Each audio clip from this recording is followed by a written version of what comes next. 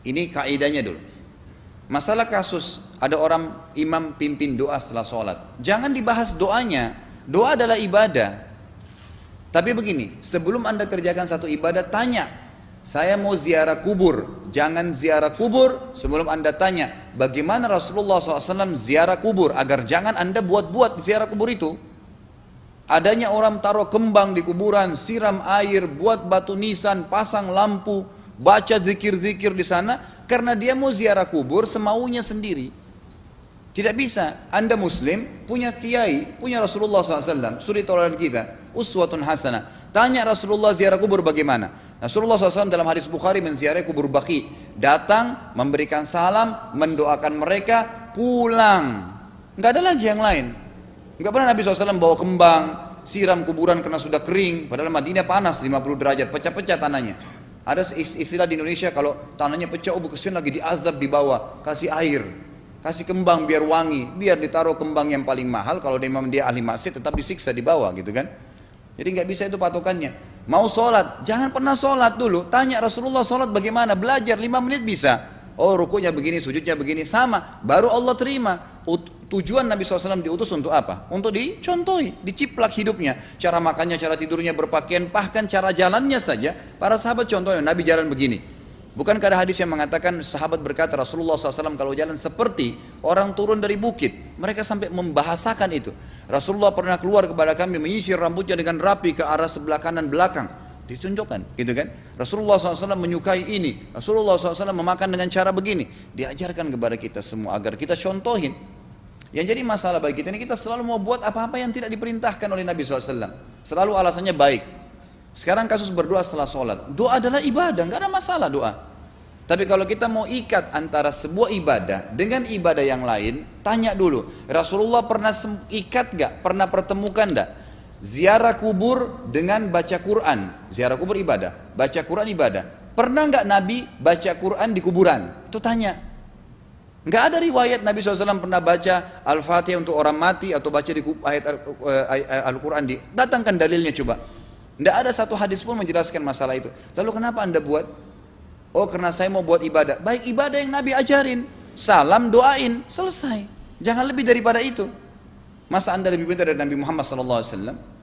Habis sholat, memang paket yang Nabi tawarkan, yang beliau selalu kerjakan adalah zikir. Setelah sholat, dengan zikir sholat yang sudah masyhur, istighfar, kemudian baca Allahumma antas salam, sampai membaca ayat kursi, al-ikhlas, al-falaq, an-nas, baca subhanallah, alhamdulillah, Allah akbar 33 kali, sampai terakhir baca digenapkan la ilaha illallah wahdahu la syarika lah. Selesai itu semua hadis Nabi SAW menjelaskan setelah sholat, Rasulullah SAW langsung berdiri.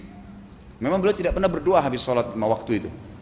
Memang begitu. Bukan doanya yang jadi masalah, bukan. Karena Rasulullah tidak kerjakan, jadi kita tidak kerjakan. Saya tekankan dalam pengajian saya, kalau anda punya hajat berdoa, berdoalah setelah sholat ba'diyah. Insya Allah aman. Karena sudah lepas dari paket yang Nabi tentukan. Selama Rasulullah SAW sudah mencontohkan dan memerintahkan sebuah perbuatan, ditentukan tempatnya, jumlahnya, waktunya, jangan pernah dilanggar.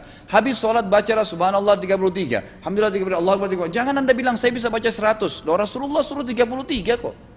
Ditentukan, jangan lebih pintar. Nanti setelah sholat, jangan ikutkan dengan paket rangkaian sholat ini. Di luar waktu sholat anda membaca 100, silahkan.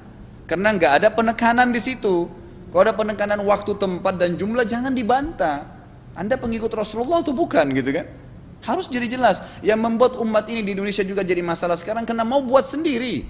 Semaunya sendiri. Kenapa akhi, kenapa Pak Kiai, kenapa Habib, kenapa Ustadz, kenapa buat ini? Bukankah Rasulullah tidak mencontohkan? Oh nggak apa-apa, ini kan baik. Loh, kalau semua orang berkata seperti Anda, apa yang tertinggal dari agama kita? Kira-kira apa lagi yang tertinggal? Nggak ada kemurnian agama, karena semua orang mau buat semaunya. Gitu kan? Semaunya sendiri. Pindah rumah, baca berzanji. Apa itu berarti sejarah Nabi? Kenapa baca berzanji saudaraku? Rasulullah waktu pindah rumah pernah baca-baca gitu nggak? Nggak pernah. Kenapa dibuat? Anda muslim bukan? Muslim. Ya saya harus ikuti. Kalau tidak akan terus ini mengakar nih. Anda buat satu bid'ah sekarang. Bid'ah itu lawannya sunnah. Anak anda akan buat 10 bid'ah. Cucunya akan buat 100 bid'ah. Akan banyak bid'ah merakar di masyarakat. Dan agama akan ditinggalkan. Kemurnian sunnah akan hilang gitu kan. Ini bahaya.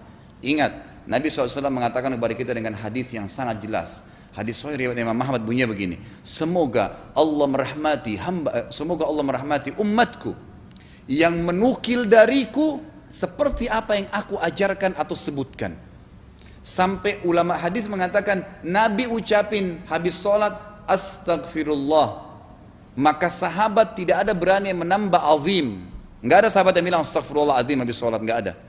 Astagfirullah saja karena Nabi ucapin itu. Mereka mengakui tidak lebih pintar daripada Nabi SAW. Kenapa kita harus tambah astagfirullahaladzim wali walidayya wali muslimin, panjang? Dari mana ini semua? Ditambah-tambah, diembel-embelin, kenapa? Akhirnya keluar dari ajaran Nabi Muhammad SAW. Ini masalah gitu kan? Kenapa harus dilakukan? Peringatan maulid Nabi sudah sering saya ingatkan. Anda tanya semua yang buat maulid, kapan maulid itu sejarahnya ada? Semua buku sejarah menjelaskan tahun 230 Hijriah. Nabi meninggal tahun berapa? 11 Hijriah. Gitu kan? 11 Hijriah. Lalu kenapa harus ada dilakukan? Dan dari mana sejarahnya? Yang membuat pertama adalah orang-orang Syiah. Sejarahnya jelas dari Fatimiyah. Semua buku sejarah sepakat mengatakan bahwasanya maulid munculnya di zaman Fatimiyah. Dinasti Fatimiyah, orang-orang Syiah di Mesir, gitu kan? Dan mereka punya 6 macam maulid yang sampai hari ini masih dikerjakan di Iran. Ada maulid Nabi SAW, Hasan, Husain, Ali, Fatimah, dan raja mereka. Sampai hari ini masih ada. Kenapa orang-orang waktu baca maulid, baca salawat sambil berdiri pegang tangannya taruh di dada? Karena keyakinan orang Syiah, ruhnya Nabi SAW sedang lewat. Anda tahu nggak itu? Banyak orang kita buat tidak tahu. Yang penting bahasa Arab ikut saja, gitu kan? Tidak bisa.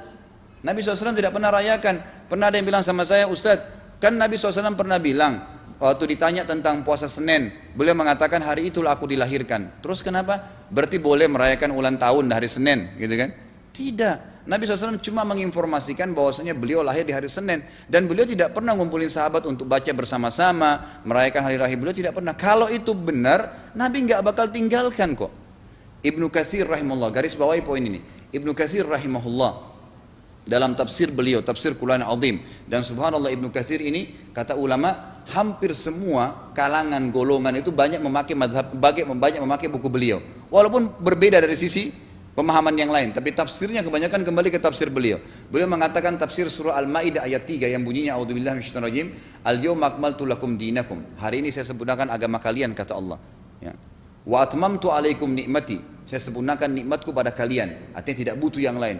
Wa raditu lakumul Islam madina, saya ridha Islam sebagai agama kalian. Kata beliau, ayat ini turun menandakan dan memastikan bahwasanya Nabi Muhammad SAW tidak meninggal dunia kecuali sudah mengajarkan semuanya, yang hitam, yang putih, yang gelap, yang terang, yang susah, yang muda, ya, semua dijelaskan.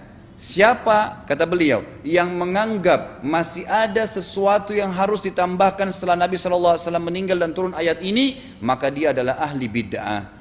Dia orang yang membuat-buat agama. Nabi sudah ajarkan semua, selesai. Jangan ditambah, jangan dikurangin. Kita tidak lebih pintar dari Nabi SAW. Nabi nggak pernah rayakan hari lahirnya, jangan dirayain, selesai. Emang kenapa kalau kita nggak rayain? Kenapa? Tangan kita terputus? Enggak. Masih banyak ibadah yang disunnahkan gitu. Sama dengan kasus Isra dan Mi'raj. Kejadian besar dalam Islam. Tapi Anda boleh kembali kepada semua buku sirah. Saya tantang semua buku sirah Anda kembali. Insya Allah yang berpegang pada Al-Quran dan Sunnah, memang ada dasar wahyunya, maka semua akan menjelaskan. Nabi SAW setelah pulang dari Isra dan Mi'raj tidak pernah mengumpulkan sahabat-sahabat untuk merayakannya setiap tahun. Tidak pernah. Boleh dipelajari, iya, setiap hari. Tapi ditentukan tanggalnya lalu dibuat acara. Tidak pernah Nabi SAW buat itu. Lalu kenapa Anda buat?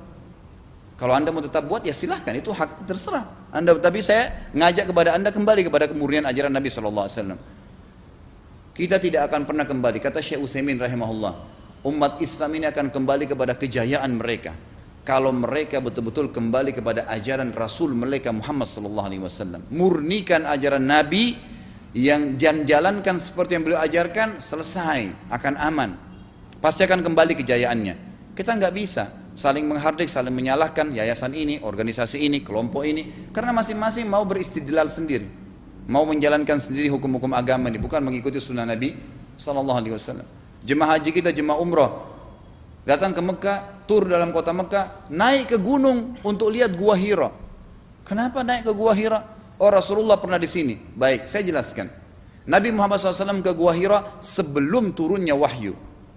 Dan beliau terakhir sekali di Gua Hira pada saat menerima Iqra bismi rabbikal ladzi khalaq. Itu saja. Setelah kejadian itu, Beliau turun dari Gua Hira, dari waktu itu sampai meninggal, Nabi SAW tidak pernah ke Gua Hira lagi dan tidak pernah suruh sahabatnya ke Gua Hira. Kenapa anda ke Gua Hira? Sampai naik 3 jam ada yang jatuh mati. Karena jahil, tidak tahu pemahaman agamanya. Nggak bisa begitu. Cukup dikenang iya. Kecuali Nabi SAW suruh, datangilah Gua Hira. Ya silahkan. Gitu kan? Kalau enggak, kan begitu. Masalah Isra Mi'raj saudaraku kejadian besar. Ambil ibrahnya, yang penting ilmunya. Oh salat 5 waktu, kejadiannya pernah gini. Ada kebesaran Allah, ambil pelajarannya iya. Yang Nabi tidak contohin maka jangan dikerjakan. Hanya itu saja. Zikir bersama, di sini ditanyakan juga zikir bersama. Nabi SAW disebutkan dalam hadis Bukhari, kalau berzikir habis sholat, beliau membaca zikir tertentu, sahabat baca zikir tertentu, sahabat baca zikir tertentu. Jadi Nabi SAW tidak pernah paksain. Enggak pernah Nabi misalnya baca ayat kursi, harus semua sahabatnya ikut ayat kursi, enggak. Nabi SAW baca ayat kursi, si fulan baca al-ikhlas, si fulan baca subhanallah, masing-masing. Dan ingat, Allah SWT mengatakan apa? Tentang masalah zikir dan doa ini. Ya. Dikatakan, ya, kita harus berdoa kepada Allah, ya, wadunal jahri minal qawli bil gudui wal asal, wala takum minal ghafilin. Berdoalah kalian, berzikirlah kalian dengan doa kalian, dunal jahr minal qaul, tidak dengan teriak-teriak. Allah berfirman dunal jahr, tidak teriak-teriak, ya. Dan janganlah kalian menjadi orang-orang yang lalai. Makanya pernah ada sahabat waktu Nabi SAW berkata begini dalam hadis Bukhari juga, waktu pulang dari salah satu perjalanan, kalau kalian sedang menukik kuda, unta lagi menukik, bertakbirlah, bilang Allahu Akbar. Kalau kalian sedang turun menuruni sebuah lembah, bertasbihlah, bilang subhanallah. Ada satu sahabat badui, orang dari padang pasir, semangat dia jalankan sunnah Nabi. Waktu kudanya lagi naik, Allahu Akbar, dengan suara keras dia teriak. Jalankan sunnah kan, tapi teriak ya. Apa yang terjadi? Nabi SAW panggil, dia ditepuk pundaknya, Nabi mengatakan, pelankan suaramu. Zat yang sedang kau panggil tidak tuli. Allahu Akbar, cukup. Ada apa? Kecuali di medan perang lain nakutin musuh. Gitu kan. Untuk apa takutin kuda sendiri? Nggak perlu, gitu kan. Jadi mengikuti sunnah Nabi dengan ilmu yang benar itu akan membawakan ketenangan hidup. Yang buat kacau kita ini jadi kacau karena mau membumbu-bumbui macam-macam ditambah-tambah.